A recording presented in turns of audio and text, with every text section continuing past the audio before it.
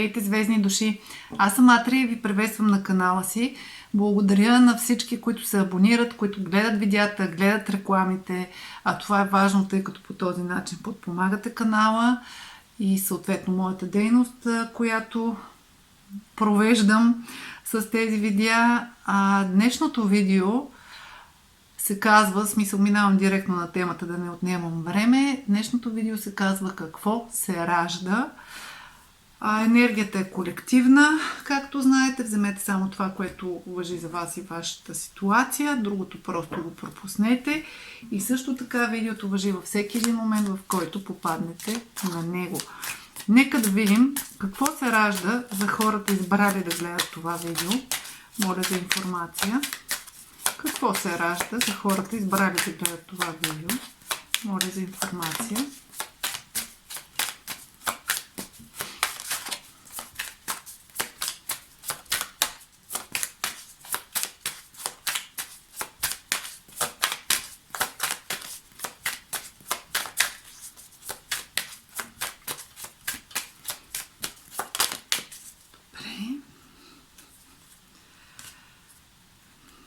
Сега, мисля, че това обаче в момента е енергията, в която вие се усещате. Т.е. мислите, че сте в енергията на обесения, т.е. нещата са в застой, не ви се получават както ви се иска. В случая обаче, доколкото виждам картите, в интерес на истината явно не е съвсем така. Да, за някой от вас е възможно все още да сте в застой, все още да не ви се получават нещата така, както ви се иска, но стига да работите върху себе си и да работите върху целите си, то нещата постепенно ще започнат да се случват. Какво се ражда? Ще започна от кралица мечове, не случайно ще започна от нея. Първо, много от вас в момента, казвам и се, все още сте в процес на това да поставяте ваши собствени граници, въпреки че някои от вас вече са успели да го направят това нещо, т.е. минали са този път. И по-скоро тук т.е. ставате много по-уверени в себе си, вярвате повече в себе си, доста по-реално гледате на ситуациите във вашият живот, т.е. не се заблуждавате, не влизате в едни заблуди и сте готови да се борите за това, което е вашето. Между другото, тук има... мисля, че това е лавандула в скута на въпросната кралица, т.е. много от вас вече са уверени, че всъщност са на прав път и предприемат необходимите стъпки по повод на това да променят живота си в посока, в която те искат. Тоест, вие сте готови да вървите на всяка цена, целеустремено по пътя, който вие сте си предначертали. По девятка пентакли отново говорим за това, че това, което се ражда, е една увереност във вас, една сигурност във вас, една самостоятелност. Доста от вас влизат в, особено дамите, влизат в една наистина женска енергия, в една осъзната енергия, в която вие се чувствате добре. При господата лично, според мен, малко процесът е по-бавен, въпреки че при някой от вас е възможно около вас да има такава дама, която всъщност, така да се каже, да ви подбутва и вие да вървите напред. Въпреки че ето и мъжката енергия, рицар жезли, енергията на действието, т.е. хората в мъжката енергия, в крайна сметка вече са разбрали, че е необходимо да предприемат действия. Другото, което е, дори да сте в женската енергия, вие вече знаете и в главата ви се заражда план, какви действия е необходимо да предприемете, за да можете да постигнете вашите малки победи. За някои от вас ще има, разбира се, и големи, но нека да започнем първо от малките победи. Тоест, всеки един от вас, който е попаднал на това видео, дори да не усеща промяна в живота си, дори да не усеща, че нещо се случва, то това предстои, ако все още не е започнало. По света също така много от вас се научават да съчетават всички елементи от заобикалящия ги свят, да се учите от заобикалящия ви свят също така. Много от вас са тръгнали по пътя на личното пътуване, на духовното пътуване. Някои, разбира се, са предприели стъпки да правят и физически такива пътувания, защото просто така са го усетили. И честно казано, по света, лично за мен тази карта значи, че за вас заражда един нов свят. Заражда се нещо различно. И в този нов свят реално вие ще постигате баланс между всичките 4 енергии. Между вода, огън, въздух и земя. Тоест ще знаете кога вие трябва да се заземите, кога трябва да подходите с една отговорност към живота, кога трябва да действате на всяка цена, за да придобиете това, което искате, по най-добрият начин за всички участници. Извинявам се, просто гласа започна да ми пада. Някои от вас явно все още не могат да си признаят нещата и да си ги кажат сами на себе си дори. По земята, не знам защо земята, исках да кажа водата, т.е. явно всъщност при някой от вас може би има затруднение с заземяването, но и това предстои. Ще се научите как да го правите по най-добрия за себе си начин. Но като водата да можете така да контролирате емоциите си, така да използвате емоциите си, че както водата дяла камък и преобразява камъка, така с тези ваши емоции вие да се научите да преобразявате чрез вашите емоции, да преобразявате целия свят и хората около себе си. По въздуха една свобода на мисленето, свобода на действията, т.е. вие вече се чувствате свободни, не се чувствате задължени на някого или на нещо и знаете кога какво да предприемете.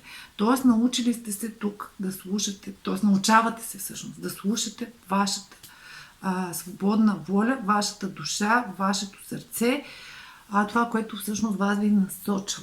Ако трябва, дори вашата интуиция. Съжалявам, че говоря от време на време в минало време, тъй като явно пак казвам, някои от вас това вече почти го приключват и в крайна сметка всъщност може би предстоят надграждания на тези ситуации и на тези качества у вас самите. Оставих картата, тъй като изпадна без да съм задала въпрос, но нека да видим какво се ражда за хората, избрали да гледат това видео. Моля за информация. Какво се ражда за хората, избрали да гледат това видео? Тоест, вие ставате победители във вашия живот. Това ви казват картите.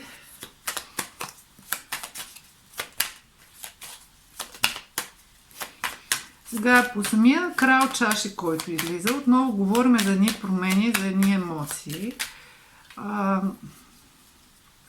Лично според мен, за повечето от вас, всъщност емоциите са на първо място, взаимоотношенията са на първо място и всъщност вие търсите на всяка цена да направите промяна в това, да промените хората около себе си, хората срещу себе си, така че да изпитвате взаимни симпатии, взаимни чувства, взаимна любов.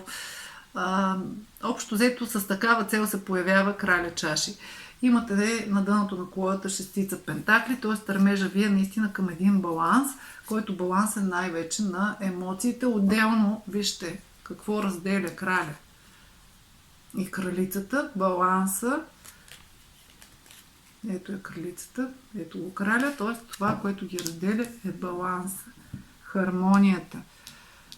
Така че бъдете балансирани, стремете се към баланс и хармония. Да, имате опцията да си поплачете понякога, да се поядосвате, но нека това да не продължава постоянно. Сега,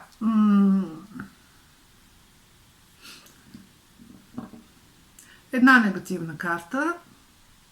За някои от вас е възможно, може би заради това споменах това, че имате право все пак от време на време да изпадате, така да се каже, в дупки, но не се задържайте в тези дупки. Тоест, тук по-скоро тази карта бих я тълкувала, че заражда се едно изпитание за вас. Което изпитание обаче, в зависимост от това как вие го приемете, така ще се развие ситуацията. Но лично според мен повечето от вас, тъй като картите все пак са положителни, повечето от вас явно ще се умеят да се справят с това изпитание, ще се умеят да го превъзмогнат, да го преживеят, колкото и да им е тежко, защото десятката мечове, освен че значи депресия, тъга, да се чувствате като убити, като предадени. И тук по-скоро всъщност това е индикация, че вие излизате от това състояние, защото десятката мечове значи и това, че след всяка нощ всъщност изгрява слънцето, идва деня, отделно, че след всичко лошо се появява и доброто.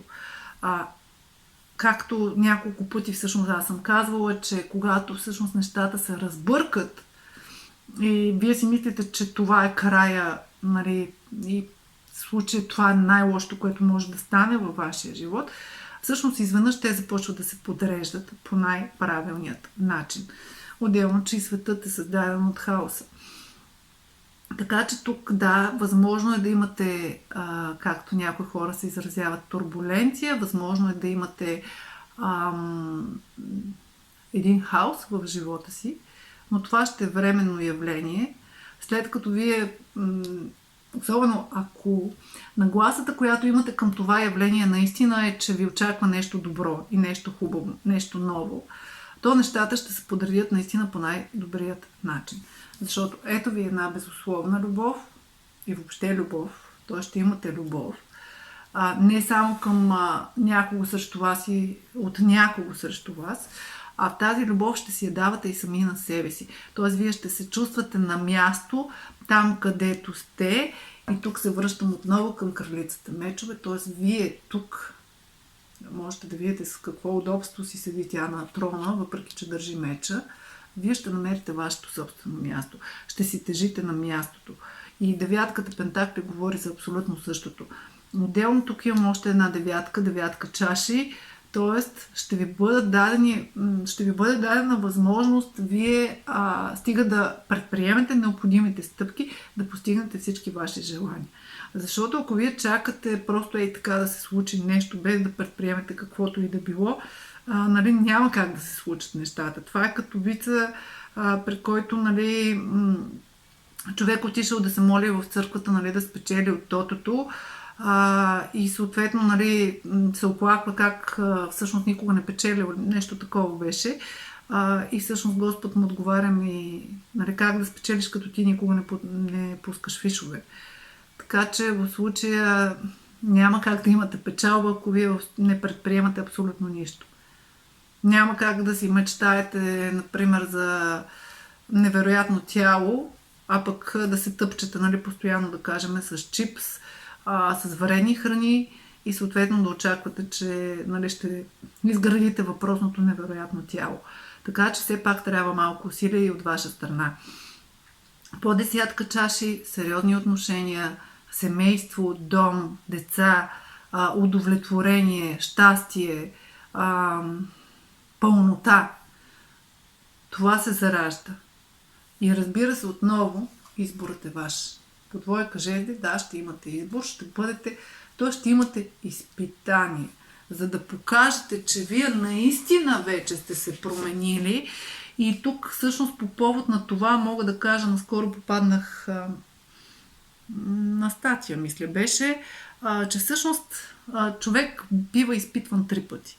И му се пращат знаци 3 пъти. Ако вие не видите тези знаци, не реагирате на тези знаци 3 пъти, то отново ви връщат в същата ситуация и вие всъщност трябва да изпитате всичко отново на гърба си.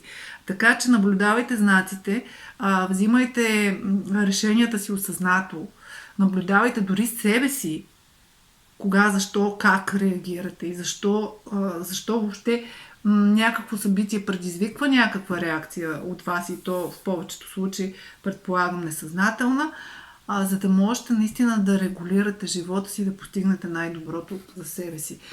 И да видим и по последното тесте, което съм подготвила, какво имат да кажат картите. Моля за информация какво се ражда за хората, избрали да гледат това видео. Какво се ражда за хората, избрали да гледат това видео? Отново карта за избор. Сега по тази карта, която... Оставям ви всичките карти, тъй като паднаха по-отделно. По тази карта, която излезе, само че тези няма да ги оставям също. 3 са. Мислех, че са 2. Няма да ги взимам. Може да още една карта. Какво се ражда за хората, избрали да гледат това видео? Ето, добре.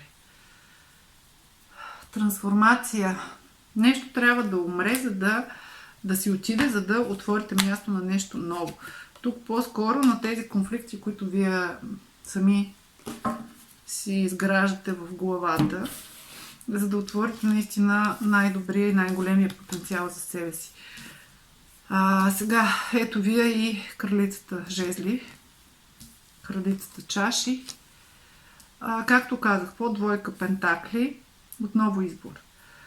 Като тук по-скоро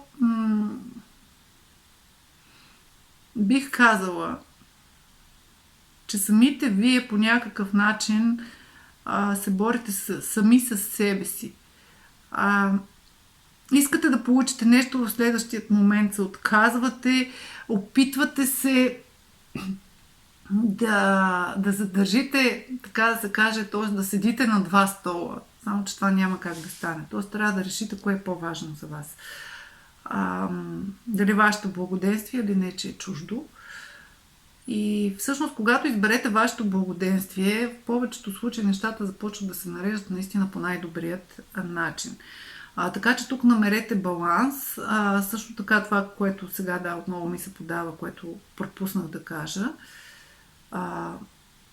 Не бъдете, т.е. не се лъжете сами себе си.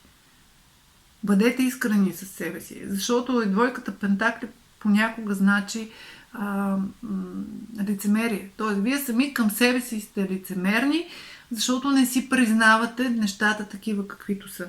Дори когато сте ядосани, не дейте да замаскирате с това, че някой е направил нещо, че някой е казал нещо. Признайте си, просто си признайте каква е вашата емоция, какво е предизвикало тази емоция, дори да ви е срам от това, което е предизвикало емоцията, по-добре си го признайте, осъзнайте, за да можете да продължите напред без тази емоция. Защото вие живеете ли я, осъзнаете ли я, вие вече знаете всъщност каква е емоцията, назовали сте я, преживяли сте я и сте приключили със случая. Така, другото, което се заражда, раждане на дете, творчество, творчески идеи, работа в екип. Той със сигурност ще има връзки, нови връзки. При някой, разбира се, е възможно да е с човек от миналото, въпреки че тук няма карти за хора от миналото, но пък има картата на сродната душа, на пламъка близнак. Тоест тези от вас, които са срещнали своята сродна душа или своя пламък близнак, стига да не е фалшив, съответно това, което се заражда една хармония, един празник. Също така това значи дом. Така че някои от вас, смисъл им предстоят доста добри събития, празници, дом. Някои от вас е възможно тук наистина да закупят дом. Някои от вас ще разберат, че чакат дете. Други от вас просто ще се насочат към това да създават в живота си нови идеи, нови събития дори, ако мога така да се изразя. Мисля, че картите са доста положителни, въпреки тези две малко негативни карти, бих казала. Също така ще намерите баланса между това да действате прекомерно емоционално, без да мислите, и всъщност Тоест тук ще намерите баланса между огъня и водата. Защото, знаете, водата гаси огъня. Тоест емоциите, особено негативните емоции, ви карат всъщност вие да губите вашата енергия, да се чувствате слаби, уморени, да не се чувствате добре, да не искате нищо да правите. но тук ще намерите баланса най-накрая между емоцията и действието и всъщност наистина няма да задържате толкова дълго време емоциите, че те да ви въздействат на физическо ниво и вие да не можете да правите нищо и да не искате да правите нищо. По-скоро ще си давате някакво време да преживявате вашите емоции, да осъзнаете вашите емоции и в следващия момент да започнете да действате по най-добрият за себе си начин. Това е, което имам да ви кажа. Казах на дъното на колодата какво има. Благодаря ви, успех и до скоро!